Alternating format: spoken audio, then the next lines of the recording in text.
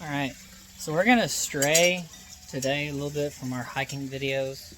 We already had 2 parts of the pond DIY. This is going to be part 3.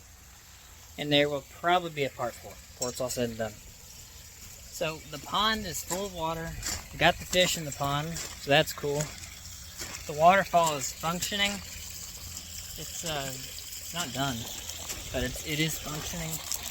We ran into some problems with the water leak, so that's not great, but all's well that ends well.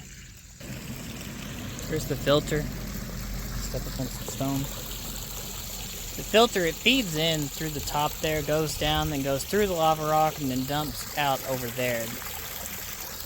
And back here is your backflush. You turn that on, turn the pump off, and that drains all the sludge out and all that stuff. Yeah,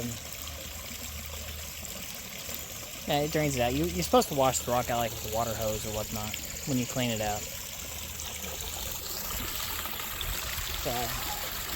Pond, it ended up being almost 4 foot deep, I think.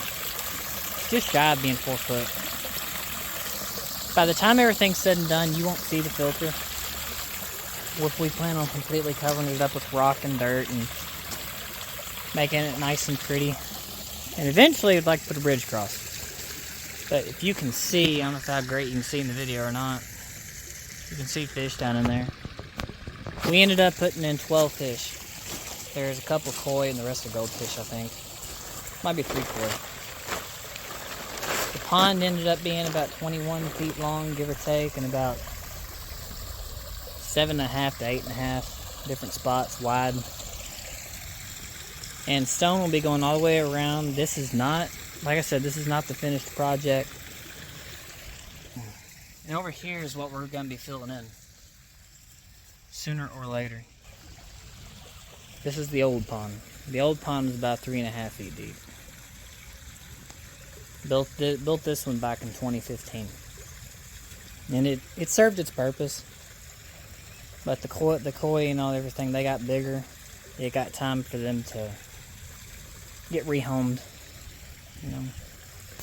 And that filter right there, they work. That's a biofilter that we got on Amazon. It does work, but not to the degree that we really needed it to.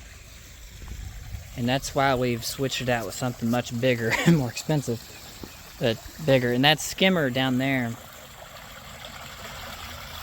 that's a portable skimmer. That's not the type that you install. That skimmer is just where the water goes in, goes through the hose, through the pump, and out the top. It has a 5,300 gallon per hour pump on it. And to anyone that is building a pond, just make sure the pump is big enough. We made that mistake with this other pond, 600 something gallon pond, and we ended up putting like a 540 gallon per hour pump on it. It just wasn't enough. Things stayed dirty. It was a bad idea. We ended up having to replace that pump with a 3,600 gallon per hour pump. And it did the job. This one's, like I said, 5,300 gallons per hour, and it does the job ample enough. Yeah. We will see everybody on part 4.